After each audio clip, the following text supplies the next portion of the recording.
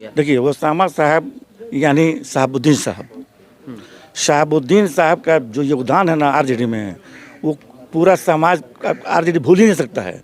लालू रहते ना, इस वक्त बिहार के सबसे बड़े मुस्लिम लीडर वही होते हैं। अगर उसामा को टिकट मिलता है तो हम लोग तन मन धन सभी लोग पार्टी के जितने इंडिया गठबंधन के लोग हैं सब मिलकर लड़ेंगे उनके लिए।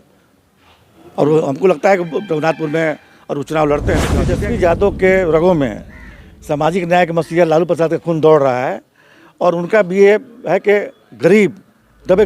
आप क्या बढ़िया के लिए दावेदारी करेंगे? देखिए बढ़िया में हम लोग तो 10 से दावेदारी कर रहे हैं और हम 34 साल से आरजेडी में हैं। हमारे बाद कितने लोग आए, हम लोग बधाई कर रहे थे, जीत हारी अपनी जगह पे है, लेकिन हम लोग पार्टी के कैडर के हिसाब से चौधरी के साथ खड़े थे, पार्टी के साथ खड़े थे। हिना साहब आएंगे उनके साथ भी खड़े हैं। ऐसा कुछ नहीं है कि हम लोग किसी व्यक्ति विशेष के साथ नहीं, पार्टी के साथ खड़े हैं। कि बहुत कम लोग जानते हैं, जैसे आप लोग भी नहीं जानते होंगे, कि मौलाना मुजफ्फर साहब एक अच्छे पत्रकार भी थे। सीवान की बेटी युसरा फातिमा भी उस मुशायरे में आ रही है। इंडिया बुक रिकॉर्ड से सम्मानित हुई पिछले बार, इस साल वर्ल्ड बुक रिकॉर्ड में अपना नाम स्थापित किया।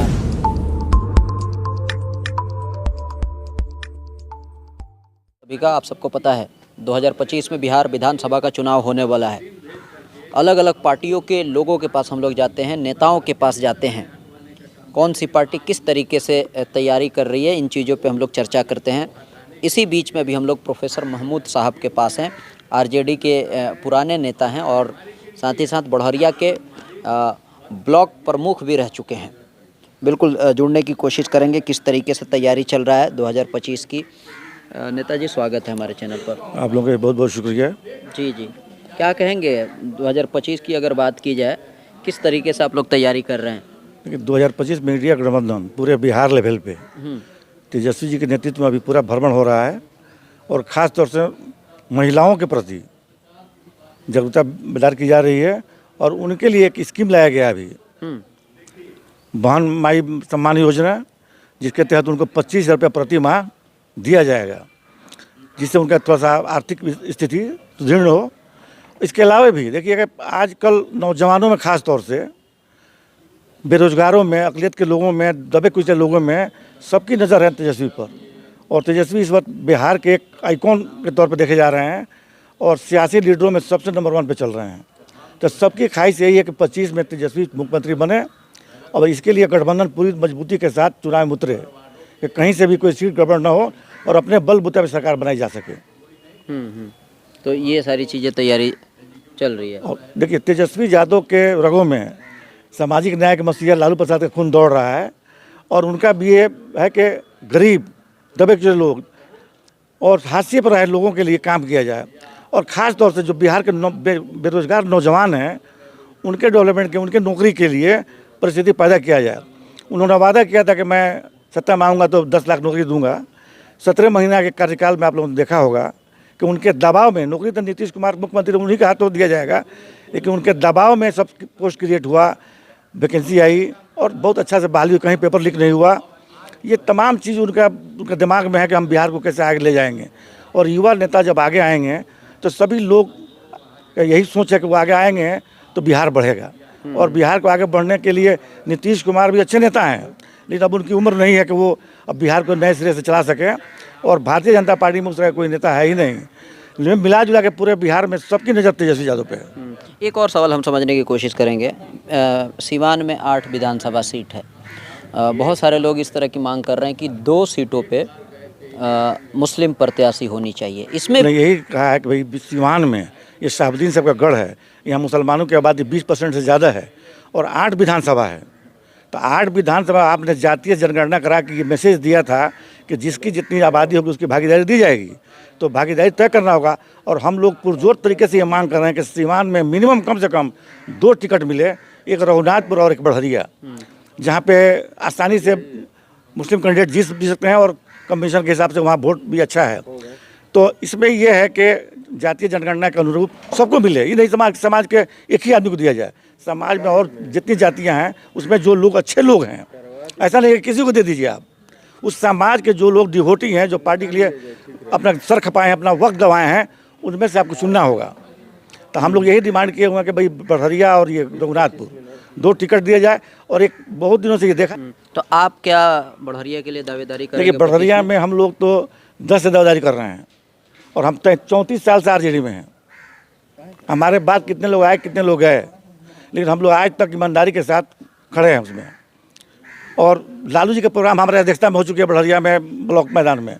वहाँ से लेकर आज तक मंत्री हैं साबुद्दीन साहब के इलेक्शन हम लोग लड़े। लगातार हम 10 साल माइंडी का अध्यक्ष रहे MP साहब के ज़माने में, 2001 से 2010 तक। फिर मैं शिक्षक संघ का अध्यक्ष रहा, मैं महासचिव रहा। अभी मैं पार्टी के स्टेट मल्टी सेल के महासचिव हूँ। तो मैं अब उस वक्त से हमेशा लगा हुआ हूँ। और आप देखे होंगे अभी इलेक्शन हुआ, हम लोग ईमानदारी से खड़े थे। जीत हारी अपनी जगह पे है, लेकिन हम लोग पार्टी के कैडर के हिसाब से चौधरी के साथ खड़े थे, पार्टी के साथ खड़े थे। हिना साहब आएंगे उनके साथ भी खड़े हैं। ऐसा कुछ नहीं है कि हम लोग किसी व्यक्ति विशेष के साथ नहीं, पार्टी के साथ खड़े हैं। अच्छा, एक और बात समझने की कोशिश करेंगे। हिना साहब आ गई हैं, वसामा साहब भी आरजेडी को ज्वाइन कर लिए हैं। वसामा साहब आरजेडी में आ गए हैं तो आरजेडी कितना मजबूत हो गया? देखिए वसामा साहब यानी शहाबुद्दीन साहब, शहाबुद्दीन साहब का जो योगदान है ना आरजेडी में, वो पूरा समाज का आरजेडी भूल ही नहीं सकता है। लालू जी के दाहिना हाथ थे और सीमान को भी मजबूत बनाने में आरजेडी की जब सब सीट जीतते थे हम लोग, शहाबुद्दीन साहब का बहुत बड़ा रोल रहा है। और वो बड़े नेता थे और वो रहते ना, इस वक्त बिहार के सबसे बड़े मुस्लिम लीडर वही होते। अब लगे उनके लड़के वसामा हैं।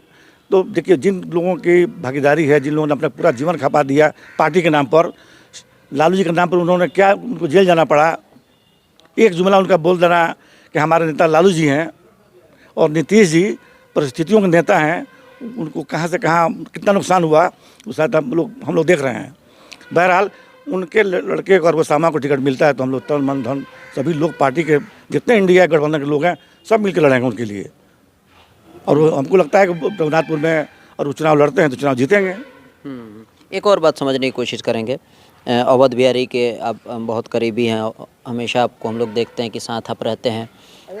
22 तारीख को यानी कल ही मौलाना मजरुल हक जयंती है, लेकिन 23 तारीख को इस बार जो अवध बिहारी चौधरी जी मुशायरा और कवि सम्मेलन कराते हैं, 23 तारीख को होगा। उसके बारे में आप क्या कुछ कहेंगे? देखिए ये कम से कम हम देख रहे हैं 25 साल से तो मैं शामिल हो रहा हूँ इनके हर प्रोग्राम में। ये जंग आज़ादी के अजीम मुजाहिद थे मौलाना मजरुल हक साहब। और उनका अगर बहुत शॉर्ट में बात कीजिएगा वो किस लिए मशहूर हैं तो उनका एक ही जुमला था, हिंदू मुस्लिम एकता। हिंदू मुस्लिम एकता पूरे हिंदुस्तान में उनके नाम से जाना जाता है। और वो एक ज़मींदार घराने के चश्मचराग थे और 1966 22 दिसंबर को पैदा हुए थे। पटना के बीहपुरा गांव है वहाँ पे। और बहुत बड़े ज़मींदार घराने के लड़के थे, वो बाहर में इंग्लैंड पढ़ भी रहे थे। लेकिन उसी दौरान गांधी जी भी लॉ करने के लिए इंग्लैंड गए थे, दोनों में मुलाकात हुई और उनके जीवन पर गांधी जी के बहुत असरात मरतब हुए। और वो अपनी शान और शौकत की ज़िंदगी गुजार रहे थे, उसको लात मार कर बिल्कुल आम लोगों की ज़िंदगी में आ गए और अंग्रेज़ों से लड़ने के लिए पूरे हिंदुस्तान में और ख़ास तौर से बिहार में जो 2-3 चंद लोग थे ना, उसमें 1 नंबर पे थे मौलाना मजरुल हक साहब, राजेंद्र प्रसाद, गांधी जी। आपको ये जानना होगा कि बहुत कम लोग जानते हैं, जैसे आप लोग भी नहीं जानते होंगे, कि मौलाना मजरुल हक साहब एक अच्छे पत्रकार भी थे। क्या बात। और उनका एक उनका लीडिंग निकलता था मैगजीन मदरलैंड में। वो अंग्रेज़ों के खिलाफ लेख लिखते थे, मजमून लिखते थे, जिसके एवज में उन्हें एक बार उनके खिलाफ लिखे थे तो उनको जेल 3 महीने की जेल हो गई। हुआ कि 25 रुपये जुर्माना दीजिए या 3 महीने की जेल की सज़ा काटिए। उन्होंने कहा कि मैं जुर्माना नहीं दूंगा, 3 महीने की जेल सज़ा काटने के लिए मैं तैयार हूँ। और वो 3 महीना जेल में थे। मदरलैंड के वो एडिटर थे, तो पत्रकार भी थे, शायर भी थे, फलसफी भी थे, ग्रेट एक मतलब बहुत बड़े इंसान भी थे। तो उनके जैसी शख्सियत हमको लगता है कि हिंदुस्तान में नहीं है। और आप लोगों ने मसला उठाया था वहाँ पे, इतनी बड़ी शख्सियत जिसने अपने करोड़ों अरबों की जायदाद दे दिया सदाकत आश्रम को, कांग्रेस को सत्ता में लाने में उन्हीं की भूमिका थी। यहाँ से उनके नाम पर कांग्रेस ने बहुत कुछ नहीं किया, ये हम लोग को भी अफसोस लगता है। उनके नाम पर बाद में मौलाना मजरुल हक अरबी फारसी यूनिवर्सिटी काम की गई बिहार में, पटना में। और एक हमारे MM कॉलोनी सीवान में उनके नाम से MM कॉलोनी, उनके नाम पर फरीदपुर में एक बड़ा हॉस्पिटल होना चाहिए, ये हम लोग की मांग रहेगी। और हम तो कहेंगे कि 15 साल ये लोग भी रहे, 15 साल नीतीश कुमार भी हैं। इसके पहले कोई जितना काम उनका होना चाहिए सीवान में वो नहीं हुआ। ये मैं डंके के जोर पे कर रहा हूँ, चाहे सत्ता में कोई रहे। तो उसको वैसी अजीम शख्सियत जिसने अपने सब कुछ तन मन धन दे दिया कांग्रेस को, वो मुस्लिम लीग और कांग्रेस में संबंध में स्थापित कराए थे। जी जी। हाँ, बहुत मैंने हम करेंगे उनके रहते हुए उन्होंने कहा था कि हिंदू मुसलमान जब मिल के लड़ेंगे तभी हम अंग्रेज़ों के यहाँ से भगा सकते हैं। और हिंदू मुसलमान दोनों एक ही कश्ती के मुसाफिर हैं, डूबेंगे तो साथ में, अब पार लगेंगे तो साथ में, उनका जुमला था। ठीक। और इस पर ये काफ़ी मशहूर हुआ। उनके मरने पर गांधी जी, जवाहरलाल नेहरू, ये तमाम लोगों ने बहुत शोक प्रकट किया। उनकी जयंती मनाई जाती है हर साल। जी जी। तो उनकी जयंती पर चूँकि 23 को इसलिए मनाया जाता है कि 22 को सरकारी कार्यक्रम रहता है और 23 को फुल डे काम होता है। फर्स्ट सेशन में सेमिनार और सेकंड रात में होता है मुशायरा। तो इस बार हो गया है कि 10 बजे से 4 बजे तक सेमिनार और 4 बजे से 9 बजे तक मुशायरा, एक ही दिन दोनों काम हो जाएगा। जी जी। तो इसलिए चाहेंगे कि तमाम लोग आएँ।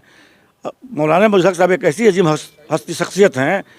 आज इन्होंने जो पैगाम दिया था हिंदू मुस्लिम एकता का, जो भाईचारे का, आज उसकी असद ज़रूरत है देश में। जो नफरत का माहौल है, ऐसे में हम अपने ऐसे लोगों को याद करेंगे तो समाज में एक अच्छा पैगाम जाएगा, अच्छा संदेश जाएगा। एक और बात, सिवान की बेटी युसरा फातिमा भी उस मुशायरे में आ रही है।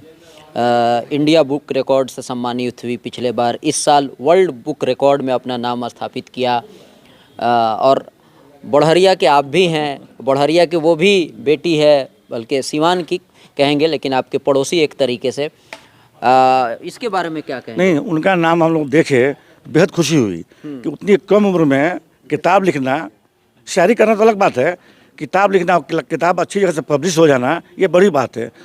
युसरा ने इस मामले में एक रिकॉर्ड तोड़ा है कि उतनी कम उम्र में इतनी बासलाहियत लड़की, और वो भी हम लोग के सीमा नहीं, हमारा घर बढ़हरिया की, ये हम लोग के लिए फ़ख्र की बात है। हमारा सर फ़ख्र साहब ऊपर उड़ जाता है।